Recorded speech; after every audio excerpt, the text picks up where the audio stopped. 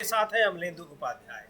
बिहार में एनडीए में घमासान थमने का नाम नहीं ले रहा है और इधर जेडीयू बीजेपी के नेताओं के इस्तीफों का क्रम भी जारी है। बड़ी बैठकें आज दिल्ली में बीजेपी की एनडीए की फिर होने वाली है, लेकिन अभी तक सीटों को लेकर कोई समझौता नहीं हो पाया है। और इधर इंडिया गठबंधन के घटक दलों की भी बैठकें लगातार जारी है। आरजेडी नेता तेजस्वी यादव आज दिल्ली पहुंच रहे हैं। राहुल गांधी से उनकी मुलाकात का कार्यक्रम बताया जा रहा है। क्या कुछ है इस पर हमारी रहेगी नजर, आपको बताएंगे अपडेट क्या है। लेकिन उससे बड़ी खबर इस समय एक और आ रही है और वो है वोट चोरी को लेकर। बिहार में वोट चोरी को लेकर चुनाव आयोग के बारे में एक और बड़ा खुलासा हुआ है। वह ये है कि जिस तरीके जो सॉफ्टवेयर होता है जिसके जरिए फर्जी मतदाताओं को पकड़ने का काम किया जाता है, उनको आइडेंटिफाई किया जाता है, चुनाव आयोग ने उसका इस्तेमाल ही नहीं किया। और जो फाइनल मतदाता सूची जारी की है उसमें वो जो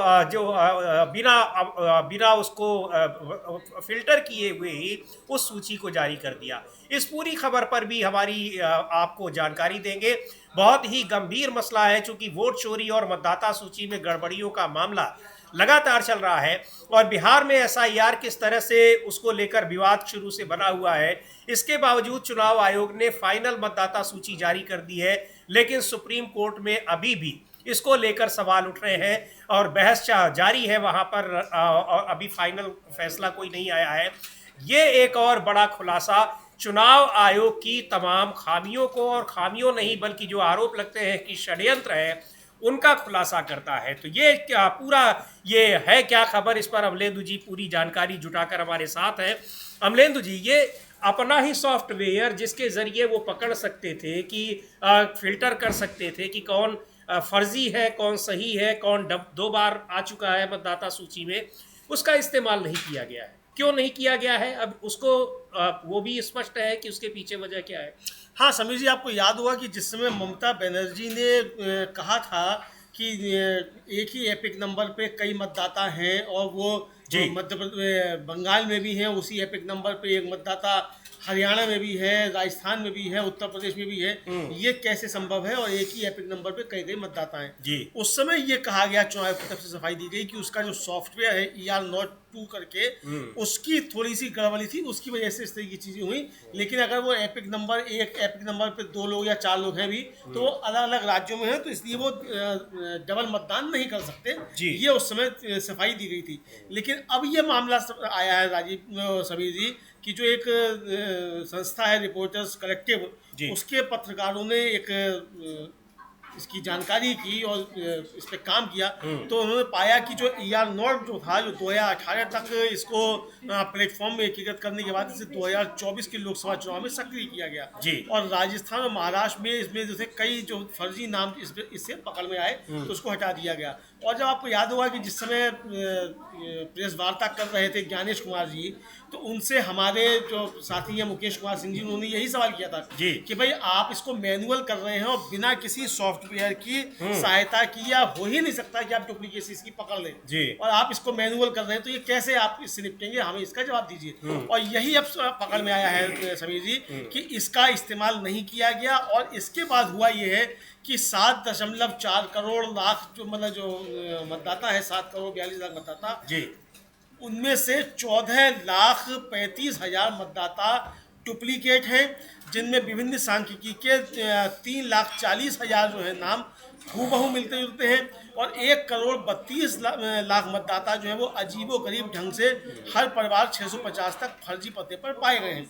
तो ये एक बड़ी धोखाधड़ी का संकेत देता है। तो ये इसका मतलब समीर जी जो आरोप लग रहे हैं कि चुनाव आयोग भारतीय जनता पार्टी के पक्ष में काम कर रहा है, वो इस रिपोर्ट से साबित होता है कि भारतीय जनता पार्टी को फायदा पहुंचाने के लिए बड़े पैमाने पर फर्जी मतदाता घुसाए गए हैं, और इसीलिए इसको मशीन रीडेबल जो है नहीं बनाया गया, और पूरी इस तक से जो है वो राजनीतिक दलों को पहुंच नहीं दी जा रही है ताकि ये गड़बड़ियां पकड़ में नहीं आए। इसलिए वो इसका भी इस्तेमाल नहीं किया गया कि किस तरीके से इसमें डुप्लीकेसी पकड़ी जा सकती। और इसमें ये भी जब इस कलेक्टिव रिपोर्टर्स की जो हम रिपोर्ट है इसको पढ़ रहे थे अमलेंदु जी, इसमें ये बात भी आई है और उन रिपोर्टर्स ने कहा है कि इसमें केंद्रीय चुनाव आयोग और राज्य चुनाव आयोग यानी बिहार का जो निर्वाचन आयोग है उनके बीच में भी तालमेल की कमी है।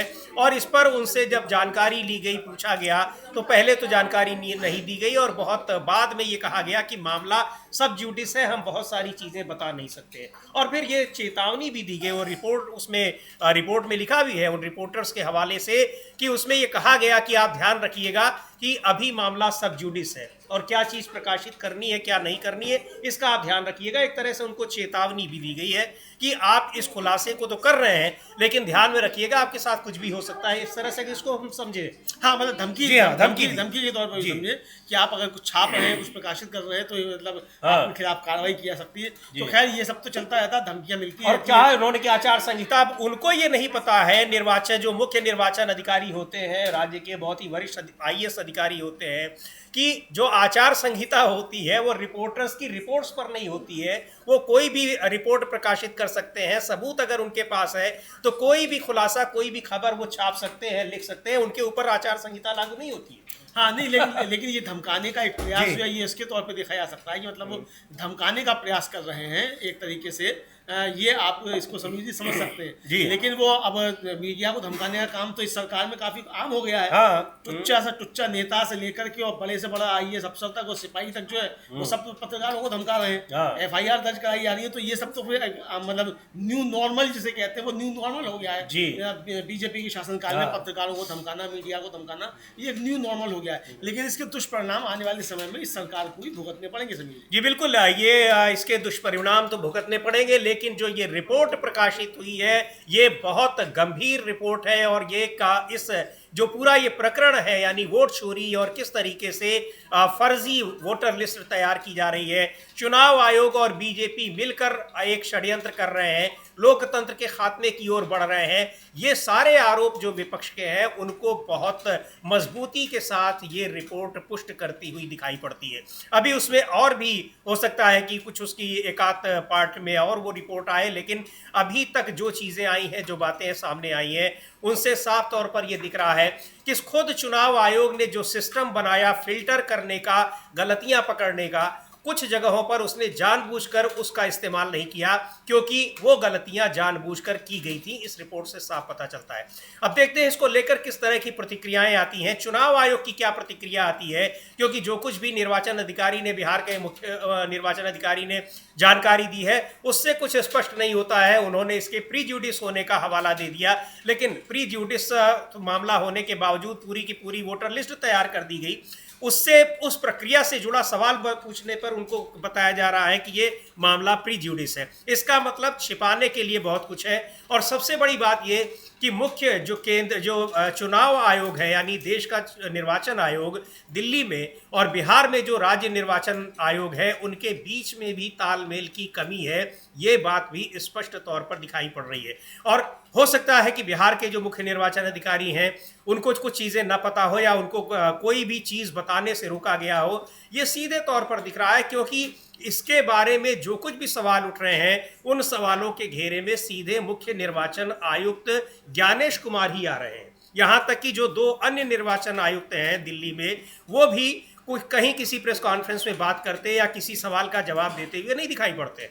हाँ बिल्कुल, किसी भी उसका जवाब देते हुए दिखाई नहीं पड़ते हैं। और ज्ञानेश कुमार बच रहे हैं। सवाल जब लिए जाते हैं तो सवालों को 5 सवाल एक साथ लेते हैं और बिना सवालों के जवाब दिए हुए ज्ञानेश कुमार जी आगे बढ़ जाते हैं। तो घबराहट जो है दिखाई पड़ती है। और राहुल गांधी ने जब से सीधा हमला किया है ज्ञानेश कुमार के ऊपर कि वो वोट चोरों को संरक्षण दे रहे हैं, उसके बाद उनकी आवाज़ बुझी तो काफ़ी ज़्यादा दिखाई पड़ रही है समीर जी, क्योंकि बहुत सारी चीज़ें पकड़ में आ रही हैं। आरोप जो है वो थोथे आरोप नहीं है, उनके पीछे पूरे एविडेंस है, सारी चीज़ें हैं और स्पष्ट रूप से वो दिखाई जा रही हैं। स्पष्ट रूप से दिखाई जा रही है। और समीर जी 14 अक्टूबर को महाराष्ट्र में भी एक सर्वदलीय प्रतिनिधिमंडल जो है वहाँ के मुख्य निर्वाचन अधिकारी से मिलेगा। और वहाँ भी देवेंद्र फडणवीस से कहा गया कि आप भी चलिए। क्योंकि चुनाव आयोग वोट चोरी कर रहा है, तो देवेंद्र फडणवीस अगर नहीं जाते तो इसका मतलब आरोप सही हो जाएगा कि भारतीय जनता पार्टी मिली हुई है चुनाव आयोग के साथ में। तो बिल्कुल। यही आरोप लग रहे हैं। संजय राउत ने चिट्ठी लिखी है देवेंद्र फडणवीस को। कल हम लोगों ने इससे जानकारी आप तक पहुंचाई भी थी कि देवेंद्र फडणवीस से भी कहा है कि आप भी चलिए मुख्य निर्वाचन अधिकारी से मिलने के लिए वोट चोरी को लेकर और जो चुनावी धांधली हो रही है उस पर, क्योंकि ये देश के लोकतंत्र को कमजोर कर रहा है। तो सर्वदलीय प्रतिनिधिमंडल जाएगा 14 तारीख को, 14 अक्टूबर को मिलने के लिए मुख्य निर्वाचन अधिकारी से महाराष्ट्र में। तो एक बड़ा ये मुद्दा है। और चूंकि बिहार में विधानसभा चुनाव अब घोषित हो गए हैं, 6 और 11 नवंबर को मतदान होने हैं, चुनाव की प्रक्रिया शुरू हो गई है, नामांकन शुरू हो गया है। इस बीच में वहां जो सबसे बड़ा मुद्दा अभी भी मतदाता सूची और वोट चोरी बने हुए हैं। और इधर यहाँ जो राजनीति हो रही है एनडीए के घटक दलों के बीच में, वो जबरदस्त खींचतान दिखाई पड़ रही है कि कैसे चाहे बीजेपी हो, जेडीयू हो, उपेंद्र कुशवाहा की पार्टी हो या फिर एलजेपी हो, इनके बीच में जीतन राम मांझी कोई तालमेल अब तक होता नहीं दिखाई पड़ रहा है। कहा यह जरूर जा रहा है कि चिराग पासवान के साथ डील जो है वो फाइनल हो गई है, लेकिन अब तक उनकी तरफ से इस तरह का कोई बयान उनकी पार्टी की ओर से नहीं आया है। लेकिन जीतन राम मांझी और उपेंद्र कुशवाहा चिराग पासवान के बाद अब वो एकदम बिल्कुल सामने खड़े हैं और अपनी शर्तों पर उनको मनाने की कोशिश कर रहे हैं। अभी जो कल तक अभी खबरें आई थी कि जीतन राम मांझी को 6-7 सीटें देकर बीजेपी उनको तैयार करना चाहती है, लेकिन वो भी अड़े हुए हैं 15 सीटों पर। सीधे सीधे उन्होंने ट्वीट करके लिखा था कि 15 सीटों से कम पर वो मानने वाले नहीं है। तो बहुत ज़बरदस्त इस समय खींचतान चल रही है अमलेंदु जी। पता नहीं पहले चरण के मतदान की तो प्रक्रिया शुरू भी हो गई है, कब फाइनल होगा, प्रत्याशी कब नामांकन करेंगे, कब प्रचार करेंगे और किस तरीके से चुनाव लड़ा जाएगा। हाँ बिल्कुल समीर जी। और कहा यह जा रहा है कि चिराग पासवान को ये कह के मना लिया गया है कि उनको एक एमएलसी भी दे दिया जाएगा और एक राज्यसभा सीट दे दी जाएगी। हाँ। जीतन राम मांझी भी अब ये चाहते हैं कि एक राज्यसभा सीट और एक एमएलसी भी मिले और 15 सीट भी मिले। और यही उपेंद्र कुशवाहा भी चाहते हैं कि 15 सीट मिले, एक एमएलसी मिले और उनकी जो राज्यसभा सीट है उसको आगे कंटिन्यू किया जाए। अब ये बीजेपी के लिए बड़ा संकट पैदा हो रहा है कि किस तरीके से आगे ये जाएंगे और किस तरीके से इसमें मानेंगे। अब इनका कहना है कि जब चिराग पासवान, जिनका एक भी विधायक नहीं है, आप उनके सामने इतना झुक रहे हैं, तो जीतन राम मांझी को आप क्यों नहीं देंगे जिसके कि 4 विधायक हैं जी। अब जीतन राम मांझी को भी एडजस्ट करते हैं तो फिर उपेंद्र कुशवाहा को एडजस्ट क्यों नहीं करेंगे जी। तो ये भी मसला है। तो अब ये एक तरीके से देखा जाए तो बीजेपी को अपने कोटे से ही इससे एडजस्ट करना पड़ेगा। उधर जेडीयू साफ साफ कह चुका है कि इनको सबको बीजेपी अपने कोटे से एडजस्ट करे, हम तो जो है वो किसी हाल में एक भी सीट छोड़ने वाले नहीं जी। बिल्कुल। और जेडीयू अपनी सीटें, अपने हिस्से की सीटें छोड़ने को तैयार नहीं है। और बीजेपी की ओर से भले ही घोषणा ना की जा रही हो, लेकिन जेडीयू की तरफ से ये मानकर चला जा रहा है कि एनडीए के मुख्यमंत्री पद के उम्मीदवार नीतीश कुमार ही रहेंगे। अगर जीतते हैं तो उसके बाद भी नीतीश कुमार ही बनेंगे। अब एक बार जो जेडीयू के कार्यकारी अध्यक्ष हैं संजय कुमार, उन्होंने भी एक स्पष्ट किया है कि नीतीश कुमार के नेतृत्व में सरकार बनेगी। सुन लेते हैं। सीटों का समझौता अभी नहीं हुआ है, लेकिन सरकार बनेगी ये दावा किया जा रहा है और सरकार बनेगी तो मुख्यमंत्री नीतीश कुमार ही होंगे, ये बात कह रहे हैं जेडीयू के कार्यकारी अध्यक्ष संजय कुमार। सुनते हैं संजय कुमार को क्या कह रहे हैं। को नीतीश कुमार के नेतृत्व में ही सरकार बनेगी जब परिणाम आएंगे, ये इत्मीनान है इनको कि एक तो ये जीतेंगे भी एनडीए गठबंधन और मुख्यमंत्री भी नीतीश कुमार ही बनेंगे। हालांकि जो सबसे बड़ी पार्टी है गठबंधन की, उसकी तरफ से ऐसी कोई बात अब तक नहीं कही जा रही है उनके प्रमुख नेताओं की ओर से, लेकिन जेडीयू के तमाम नेता लगातार इस बात का दावा कर रहे हैं। पिछले दिनों मुख्य प्रवक्ता नीरज कुमार, उन्होंने तो स्पष्ट रूप से कह दिया था कि नीतीश कुमार ही मुख्यमंत्री बनेंगे और अब कार्यकारी अध्यक्ष संजय कुमार झा भी कह रहे हैं कि नीतीश कुमार बनेंगे। लेकिन ये उछल कूद करने वाली जो बात कर रहे हैं अमलेंदु जी की, लोकसभा चुनाव में भी ये लोग बहुत उछल कूद कर रहे थे। अब ये किसके लिए कह रहे हैं? अपने सहयोगी जो एनडीए के सहयोगी दल हैं उनकी पार्टियों के नेताओं के लिए कह रहे हैं या फिर किसी और के लिए कह रहे हैं? विपक्षी नेताओं के लिए कह रहे हैं? नहीं, विपक्ष के लिए नहीं, अपने सहयोगियों के लिए कह रहे हैं। खासतौर से चिराग पासवान, उपेंद्र कुशवाहा और जीतन राम मांझी के लिए कह रहे हैं कि चुनाव आते ही सब उछल कूद करने लगते हैं, लोकसभा चुनाव का हवाला दे रहे हैं। चूंकि उस समय भी चिराग पासवान की तरफ से दबाव बनाया जा रहा था, मांझी की तरफ से दबाव बनाया जा रहा था, उपेंद्र कुशवाहा की तरफ से दबाव बनाया जा रहा था। फिर बाद में ये हुआ कि उपेंद्र कुशवाहा को मतलब सीट हरवा दी गई। ये सारी चीजें हुई, जीतन राम मांझी अपनी सीट जीतने में कामयाब हुए। तो ये सब कह रहे हैं कि उछल कूद करते रहते हैं, तो ये उनकी तरफ ही उनका इशारा है। तो यानी एनडीए में रात रार जो है वो थमने का नाम नहीं ले रही है। और साफ तौर पर संजय झा कह रहे हैं कि मुख्यमंत्री नीतीश कुमार को ही बनना है। ना तो अब चिराग पासवान इस बात कह रहे हैं, ना नरेंद्र मोदी इस बात को कह रहे हैं, ना जेपी नड्डा इस बात को कह रहे हैं, ना उपेंद्र कुशवाहा कह रहे हैं, ना जीतन राम मांझी कह रहे हैं। लेकिन बस जनता यू के लोग जो है वही कह रहे हैं कि मुख्यमंत्री नीतीश कुमार बनेंगे। जी हाँ, तो ये समझ में आ सकता है समीर जी कि किस तरीके से अंदर हम इस समय जो है घमासान मचा हुआ है एनडीए में, और रार जो है वो थमने का नाम नहीं ले रही। जी बिल्कुल, और रार थमने का नाम नहीं ले रही है, घमासान मचा हुआ है। लेकिन यहाँ पर जो बीजेपी के नेता हैं वो उनका ये दावा है कि सरकार एनडीए की बन रही है। कुछ भी अभी तय नहीं है मुख्यमंत्री कौन बनेगा, किस पार्टी को कितनी सीटें मिलेंगी, कौन कहां से चुनाव लड़ेगा, लेकिन सरकार बनेगी और मुख्यमंत्री कौन बनेगा ये जेडीयू के लोग कह रहे हैं, और सरकार बनने का दावा बीजेपी और जेडीयू दोनों लोग कर रहे हैं। बीजेपी के नेता रामकृपाल यादव को एक बार सुनते हैं क्या कह रहे हैं, और जो घमासान चल रहा है उसको किस तरीके से वो जस्टिफाई कर रहे हैं। सीधे कह रहे हैं कि कोई घमासान नहीं है, आराम से सारी चीजें हो रही हैं। ये अलग बात है कि दिन भर में 20 बैठकें हो रही हैं, मुलाकातें हो रही हैं, लेकिन अब तक आज भी 12 बजे से जेपी नड्डा के आवास पर बैठक शुरू हो गई है। हाँ, आज भी जो बीजेपी के राष्ट्रीय अध्यक्ष जेपी नड्डा के आवास पर बैठक होने वाली है वहां भी, और जिसमें गृह मंत्री अमित शाह भी मौजूद रहेंगे। तो बैठकों का दौर पिछले कई दिनों से लगातार चल रहा है, लेकिन सीटों को लेकर अभी तक कोई बातचीत फाइनल नहीं हो पा रही है। सुनते हैं रामकृपाल यादव क्या कह रहे हैं। एनडीए एकजुट है ये बता रहे हैं रामकृपाल यादव। रामकृपाल यादव पहले आरजेडी में हुआ करते थे और आरजेडी में भी काफी चर्चित नेता थे, और अब काफी दिनों से बीजेपी में है। तो एनडीए इंटैक्ट है, जीतेगा भी, सीटों का समझौता अभी तक नहीं हो पाया है। ये जो आज से 1-2 दिन की जो समय सीमा है अमलेंदु जी, हम लोग पिछले करीब 1 हफ्ते से तो ये देख ही रहे हैं कि बीजेपी के नेता, एनडीए के नेता 1-2 दिन में सब तय हो जाएगा। अब ये 1-2 दिन क्या 14 नवंबर के बाद आएगा कि पहले आ जाएगा? हाँ देखिए समीर जी, एक तो ये अभी निपट नहीं रहा है।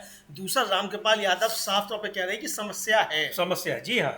और इस बात को अभी तक कोई नहीं कह रहा था। रामकृपाल यादव ने साफ तौर पे कहा कि समस्या है जी, लेकिन कह रहे हैं कि पांचों पांडव एकजुट हैं एनडीए के, और जो सामने वाले विरोधी हैं उनसे निपटेंगे। अब ये 5 पांडव हो गए, नहीं 5 पांडवों में से एक जीतन राम मांझी जो है वो कह रहे थे कि 5 गाँव पे जो था वो महाभारत हो गया था, हम तो 15 गांव मांग रहे हैं तो 15 पे ही महाभारत हो जाएगा। तो महाभारत जो है वो एनडीए में मचा हुआ है। इस बात को एक तरीके से देखा जाए, रामकृपाल यादव ने भी इसकी पुष्टि कर दी है समीर जी। अब इस महाभारत में एनडीए बिखरता है या क्या होता है ये आने वाला समय बताएगा, लेकिन इससे इनकार नहीं कर रहे हैं रामकृपाल यादव कि बिखराव नहीं है। कह रहे हैं अभी तक तो पांचों एकजुट हैं, अभी तक तो एक हैं। जी हाँ, यानी उनसे पूछा गया कि घट बढ़ सकता है तो कह रहे हैं अभी तक तो एकजुट है। इसका मतलब कि अभी तक एकजुट है और टूटन भी हो सकती है। जी बिल्कुल, आगे इसमें बदलाव भी हो सकता है कि अभी तक एकजुट है और अभी तक संख्या फिक्स है 5 है, ये आगे घट बढ़ भी सकती है, इस बात से भी इनकार नहीं किया जा सकता है। लेकिन एक महत्वपूर्ण डेवलपमेंट ही माना जाए अमलेदु जी की बीजेपी के भी कुछ नेता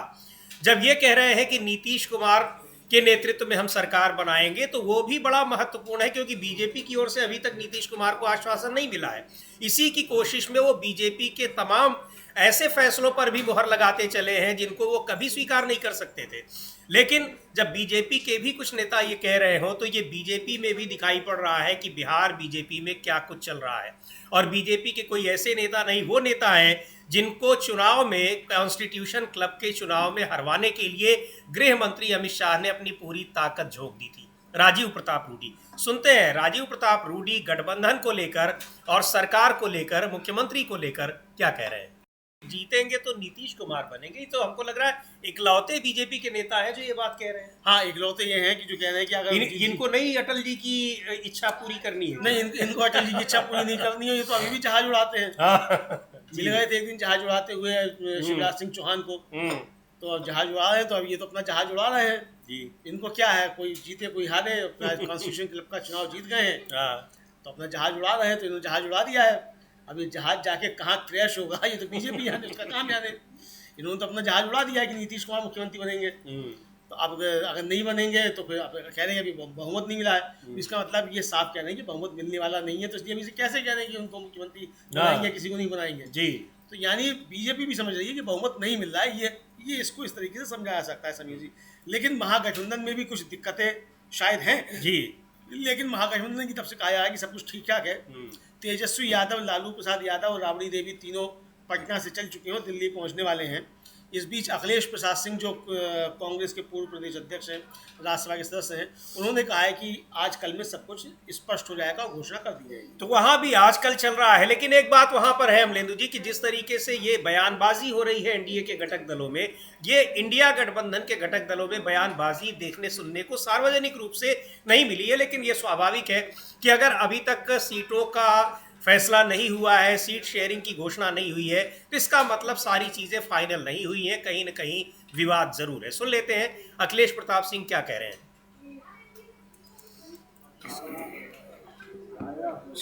चार के पास चीजें हैं, कुछ बातें हैं रह गई हैं और वो एक दो दिन में फाइनल हो जाएंगी। तो बहुत ही दिलचस्प राजनीति इस समय देखने को मिल रही है बिहार में, एनडीए गठबंधन में भी और इंडिया गठबंधन में भी।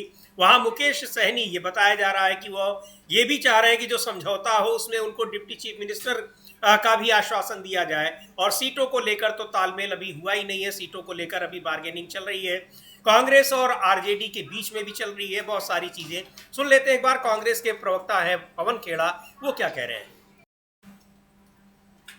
तो मिलकर चुनाव लड़ रहे हैं, कोई पेच नहीं है, ये कहना है पवन खेड़ा का। हालांकि अब कोई भी पार्टी का नेता, गठबंधन का नेता नहीं कहेगा, लेकिन एनडीए और इंडिया गठबंधन के बीच में जो चल रहा है उसमें यही फर्क है।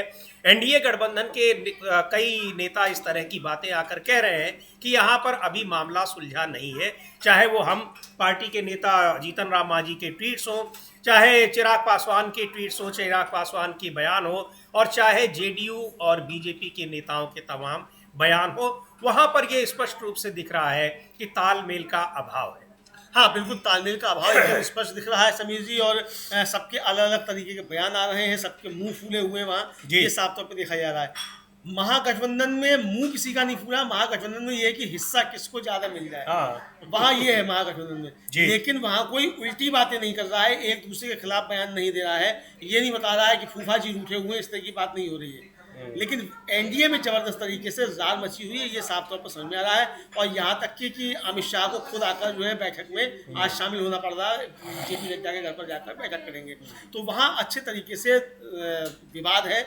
यहाँ आज सब मुझे लगता है कि जब आ रहे हैं तेजस्वी, लालू और राबड़ी, तो ये सब मिलकर राहुल गांधी की और खड़गे जी के साथ बैठकर जब बातचीत करेंगे, उसके बाद आज कोई घोषणा हो सकती है, आज नहीं तो कल कोई घोषणा हो सकती है, जैसा कि वहां से संकेत मिल रहे हैं। जी बिल्कुल, और सुनेंगे अभी हम पप्पू यादव को भी, जो पूर्णिया से सांसद है। लेकिन एक और महत्वपूर्ण बात पता चल रही है, उत्तर प्रदेश की भी कुछ छोटी पार्टियां जो एनडीए गठबंधन में शामिल हैं, वो भी अब बिहार में अपनी दावेदारी पेश करने जा रही है। सुहेल देव भारतीय समाज पार्टी, जिसका पूर्वी उत्तर प्रदेश के 2-4 जिलों में प्रभाव है, वो अपने को अपनी दावेदारी पेश कर रही है, यानी एक और पेंच वहां पर फंसाने की कोशिश हो रही है।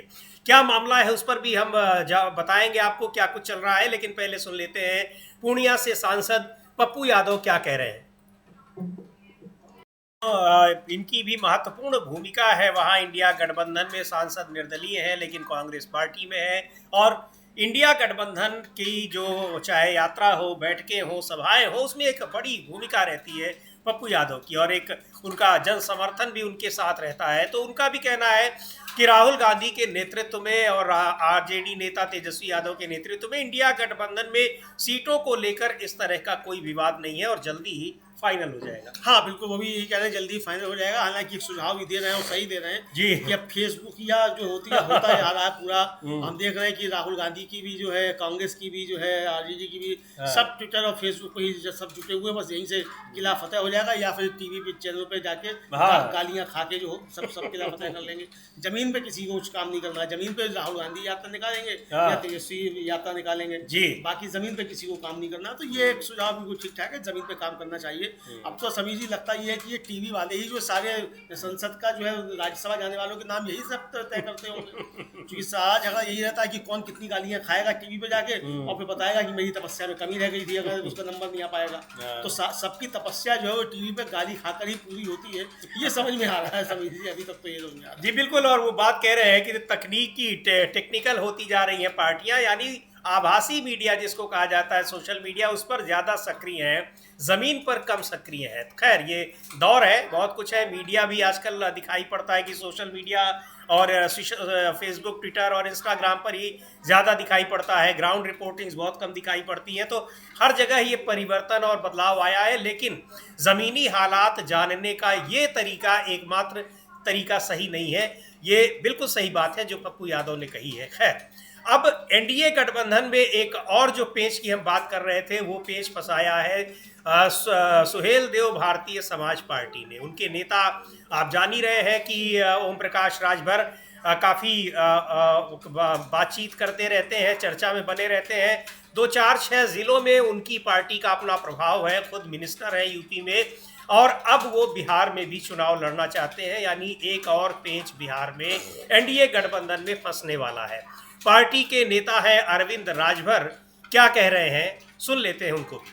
राजभर हैं, सुहेल देव भारतीय समाज पार्टी के नेता हैं और पूर्वी उत्तर प्रदेश के कुछ जिलों में इनका प्रभाव है, लेकिन अब बिहार में 150 सीटों पर, तो ये तो बड़ा पेंच अगर इन्होंने तय कर लिया। और ये तो कह रहे हैं कि हमने तो तय कर लिया है कि अगर देंगे, शामिल करेंगे तो ठीक है, नहीं तो हमको तो लड़ना है ये 150 सीटों पर। हाँ, 150 सीट पे लड़ना, और आखिर में धमकी दे रहे हैं कि अगर आप लाएंगे तो अपनी ताकत एनडीए के लिए लगाएंगे, और नहीं लाएंगे तो अपनी ताकत अपने लिए लगाएंगे, यानी फिर एनडीए को नुकसान पहुंचाएंगे। लेकिन चाहते ये है कि एनडीए के साथ भी बने रहे और हमारा सम्मान भी बचा रहे। तो एनडीए जो दे देगा वो ले लेंगे, नहीं देगा तो हम 150 पे लड़ेंगे। तो बहुत साफ साफ इन्होंने स्पष्ट कर दिया है कि एनडीए हमको भी सीट दे, यानी जितना जीतन मांझी को या जितना नीतीश कुमार को एनडीए सीट दे रहा है उतना ओम प्रकाश राजभर को भी दे। हाँ, लेकिन इनकी तो मांग है 150 सीटों पर, इतनी तो जेडीयू को भी नहीं मिल रही है। हाँ, तो ये तो लड़ना चाहते हैं ना 150 सीटों पे। तो कह रहे हैं कि 150 नहीं तो 122 दे दो, जितनी नीतीश कुमार को दे रहे हो, तो 122 पे ही लड़ लेंगे। तो एक नया पेज जो ये पहुंच गया है वहाँ बिहार में एनडीए के। अब नया पेज पहुंच गया है। अब इसका मतलब संजय निषाद भी अब जल्दी ही उनकी पार्टी से ये मांग आने वाली है। वो भी कह चुके जाएंगे। हाँ, वो भी कह चुके वो लड़ेंगे। जी, वो भी लड़ेंगे वहाँ,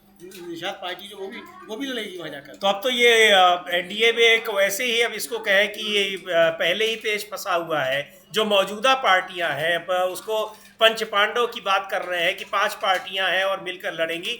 यहाँ पर एक नई पार्टियों का भी वहाँ प्रवेश हो रहा है, और इसका मतलब अब ये है कि ये पेच सुलझने वाला जल्दी नहीं है।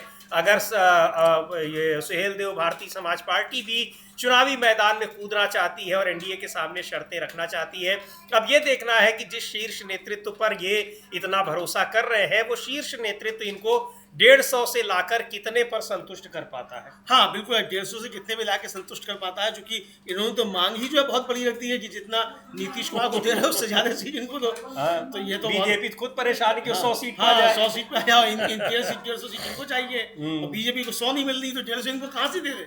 और ये कह रहे हैं कि एनडीए को अगर बचा के रखना है तो हमको 150 सीट दो, वरना हम तो 150 सीट पे लड़ेंगे, अब ताकत जो हम लगाएंगे। लेकिन जो सुरेंद्र राजपूत जो कांग्रेस के प्रवक्ता हैं, उन्होंने महागठबंधन में सीट शेयरिंग को लेकर अपनी बात रखी। जी बिल्कुल, सुन लेते हैं कि क्या कह रहे हैं सुरेंद्र राजपूत, कांग्रेस के प्रवक्ता। बिहार में क्या कुछ इंडिया गठबंधन में चल रहा है उसके बारे में।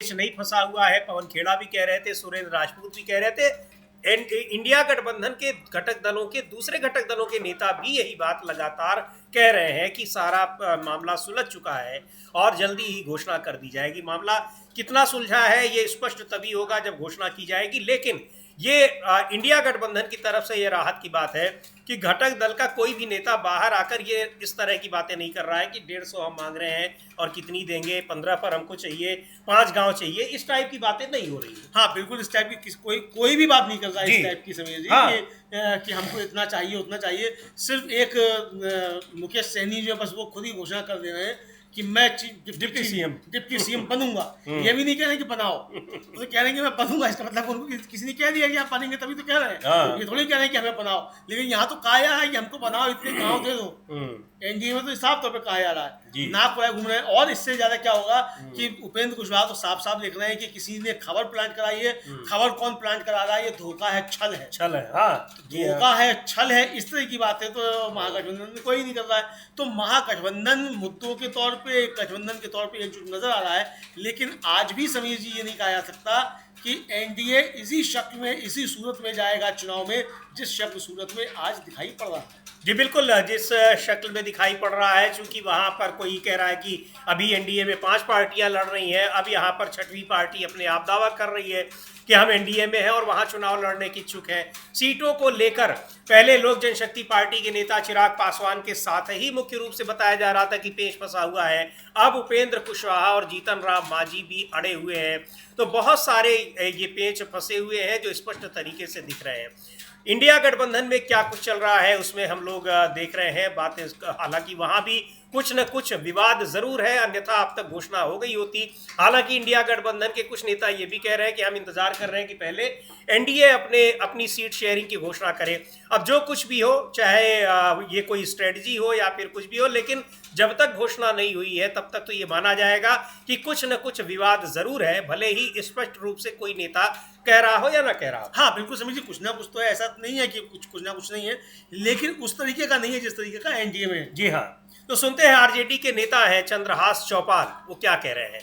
कोई विवाद नहीं है, सभी जो पार्टियां हैं इंडिया गठबंधन में, उनके नेता बैठकर बातचीत कर रहे हैं और जल्दी ही इसकी घोषणा भी कर दी जाएगी। हालांकि अमलेंदु जी, कुछ जगहों पे खबर चल रही है कि कांग्रेस पार्टी कुछ सीटों पर अड़ी हुई है या आरजेडी कुछ सीटों पर अड़ी हुई है, लेकिन कांग्रेस पार्टी के नेता हैं प्रेमचंद्र मिश्रा, उन्होंने साफ तौर पर मना किया है, इस बात से इनकार किया है कि ऐसी कोई बात है कि कोई भी पार्टी, खासतौर पर कांग्रेस पार्टी, सीटों को लेकर अड़ी हुई है। सुन लेते हैं क्या कह रहे हैं प्रेमचंद्र मिश्रा, और वो ये भी कह रहे हैं कि इस तरह की खबरें जानबूझकर फैलाई जा रही हैं।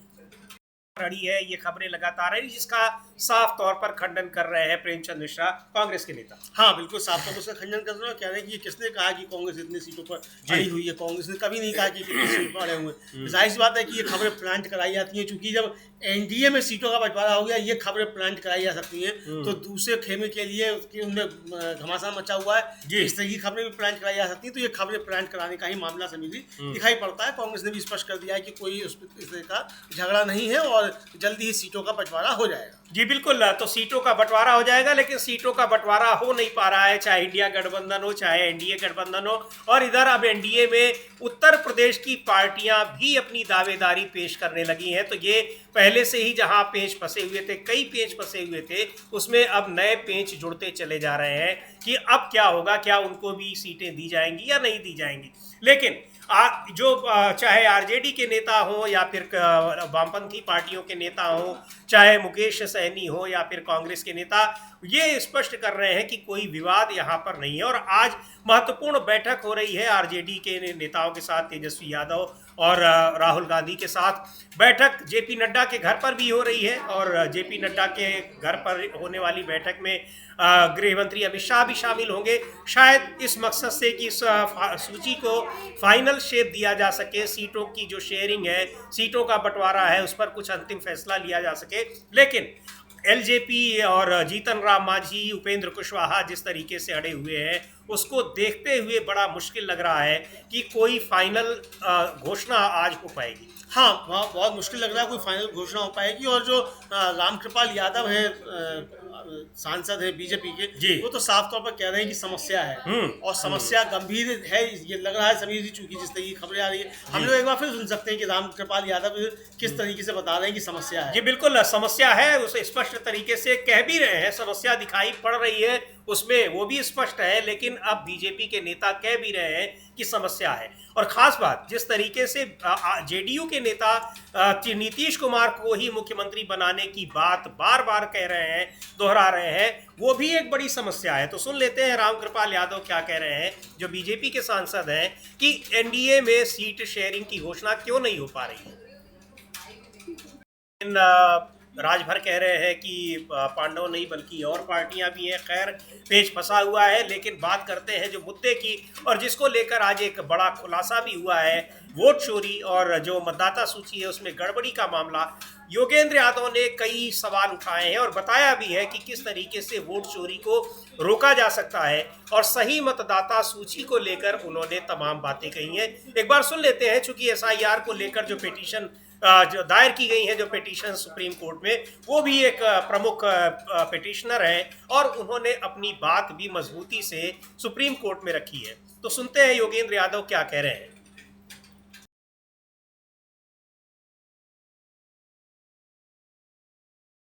पेश है स्पेशल इंटेंसिव रिविजन का एक स्पेशल ऑडिट। बिहार में फाइनल वोटर लिस्ट आ गई है। चुनाव आयोग ने अपनी पीठ थपथपा दी और कहा है कि 22 साल बाद वोटर लिस्ट का प्योरिफिकेशन हो गया है, शुद्ध हो गई है। हमने सोचा कि हम ऑडिट करके चेक कर लेते हैं। किसी भी वोटर लिस्ट को ऑडिट करने में 3 चीजें देखी जाती हैं: कंप्लीटनेस, इक्विटी, एक्यूरेसी। मतलब कि लिस्ट संपूर्ण हो, समान हो, सटीक हो। संपूर्ण का मतलब आबादी के हिसाब से जितनी वोटर लिस्ट होनी चाहिए उतनी ही हो। बिहार में वयस्क जनसंख्या 18 साल से अधिक लोगों की आबादी सितंबर 2025 में थी 8 करोड़ 22 लाख। मेरा अनुमान नहीं है, भारत सरकार का technical group on population projection है, उसका अनुमान है 8 करोड़ 22 लाख। एसआईआर जब शुरू हुआ तो बिहार में वोटर थे 7 करोड़ 99 लाख। मतलब कि एसआईआर में 7 करोड़ 90 लाख से बढ़ के 8 करोड़ 22 लाख की तरफ जाना चाहिए था। और हुआ क्या? 7 करोड़ 89 लाख से घट के 7 करोड़ 42 लाख हो गया है। जितने वोटर होने चाहिए थे उससे 80 लाख वोटर कम हैं बिहार में। याद रखिए, ये वही बिहार है जहां पिछली बार जीतने वाली पार्टियों के बीच में फासला पूरे बिहार में सिर्फ 12,000 था। 80 लाख वोटर जो जिंदा हैं बिहार में हैं, 18 साल से ज्यादा की उम्र है, वो वोटर लिस्ट से बाहर हो गए हैं। दूसरा पैमाना इक्विटी, समता। महिलाओं को देखिए, महिलाओं की आबादी बिहार में पुरुषों से थोड़ी सी कम है और वोटर लिस्ट में उनकी संख्या पहले से भी कम है। ये जो नीली रेखा है ये दिखा रही है कि बिहार में जेंडर रेशो पिछले कई सालों में थोड़ा सा बेहतर हो रहा है, और ये जो लाल वाली रेखा है ये दिखा रही है कि वोटर लिस्ट में महिलाओं का अनुपात पहले कितना कम होता था, अब धीरे धीरे बेहतर होना शुरू हुआ है। लेकिन देखिए आखिर में जाके क्या होता है, ये लाल लाइन अचानक नीचे गिर जाती है। ये है एसआईआर का नतीजा।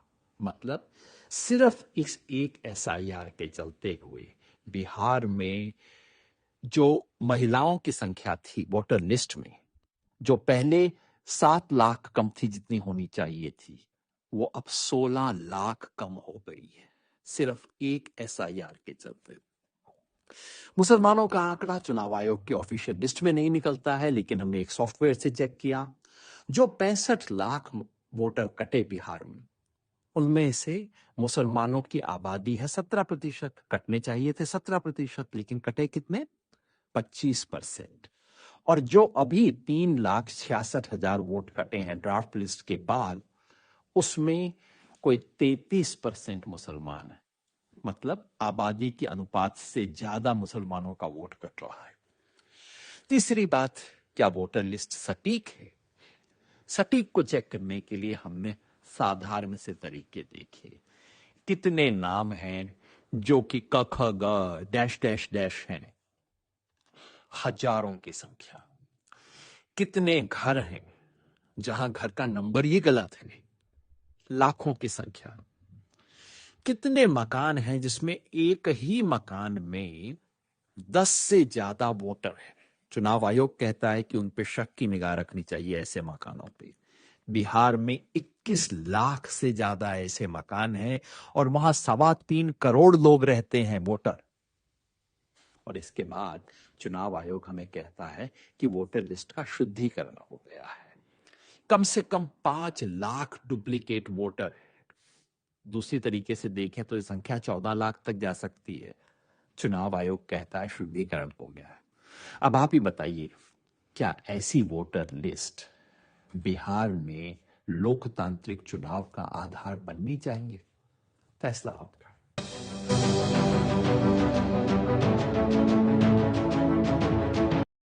कहना ये चाह रहे हैं कि 80 लाख वोटर जो है वो काट दिए गए हैं, जो होने चाहिए थे, लेकिन उनको हटा दिया गया। वोटर लिस्ट को लेकर बहुत सारे सवाल अपनी जगह बने हुए हैं और बिहार में चुनाव में एक बड़ा मुद्दा है जिसको लेकर बीजेपी बहुत परेशान है।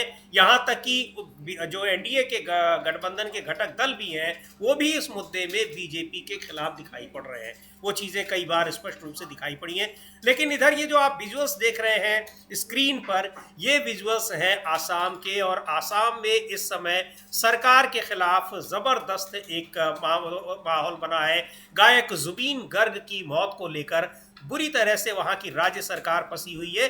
वहाँ पर लगातार प्रदर्शन हो रहे हैं। हाँ बिल्कुल, वहाँ लगातार प्रदर्शन हो रहे हैं और जोरदार प्रदर्शन समीर जी वहाँ हो रहे हैं जी। और जुबिन गर्ग की मौत के मामले में कहा यह जा रहा है कि ये साधारण मौत नहीं है और इसके पीछे कहीं ना कहीं ये पॉलिटिकल एक तरीके से कहा जाए वो मामला है। और इसमें मतलब सरकार जो है, मतलब बीजेपी सरकार जो है, उसके कुछ बड़े लोगों का हाथ इसमें बताया जा रहा है, इस तरीके के आरोप लग रहे हैं। जी बिल्कुल। और ये जो विजुअल्स है कि वहाँ पर मशाल जुलूस निकल रहा है आसाम में, ये कांग्रेस पार्टी ने इस विजुअल को ट्वीट किया है और जो लिखा है वो भी हम देखते हैं कि क्या लिखा हुआ है। और इस 2 दिन पहले हमने दिखाया था किस तरह से वहाँ पर प्रदर्शन हो रहे थे। उस प्रदर्शन को लीड कर रहे थे गौरव गोगोई, और लगातार उनकी मृत्यु को लेकर जो जुबीन गर्ग गायक हैं उस पर हंगामा वहाँ पर मचा हुआ है। और कांग्रेस पार्टी ने जो लिखा हुआ है कि यूथ कांग्रेस ने ये मशाल जुलूस निकाला है और यूथ कांग्रेस के अध्यक्ष जो उदय भान शिव है उनके नेतृत्व में ये मशाल जुलूस निकला है। विरोध प्रदर्शन जारी है असम में। तो खैर ये कांग्रेस पार्टी ने इसको ट्वीट किया है और ये जो विजुअल्स हैं वो भी कांग्रेस पार्टी के हैं कि under Indian Youth Congress president Uday Bhan Shiv leadership, the youth congress marched through Nalbari, torches held high, demanding justice for Zubeen Garg. Assam stands united. तो जुबीन गर्ग की मौत का मामला असम की सरकार के लिए एक बहुत मुश्किल भरा होता जा रहा है। सरकार पर सवाल उठ रहे हैं, बहुत सारे सवाल, और उसको लेकर वहाँ लगातार विरोध प्रदर्शन हो रहे हैं। और इधर जिस तरीके से बिहार में चुनाव की घोषणा होने के बावजूद अब तक एनडीए गठबंधन और इंडिया गठबंधन के घटक दलों में सीटों का बंटवारा नहीं हो पाया है, उसको लेकर भी राजनीति गर्म है। क्या कुछ होता है, संभावना जताई जा रही है दोनों गठबंधनों में कि 1-2 दिन के भीतर चीजें हल हो जाएंगी, लेकिन अभी तक हल नहीं हुई हैं। आगे कब ये सारी चीजें हल होती हैं हम आपको डीवी लाइव पर तुरंत बताएंगे। फिलहाल इस कार्य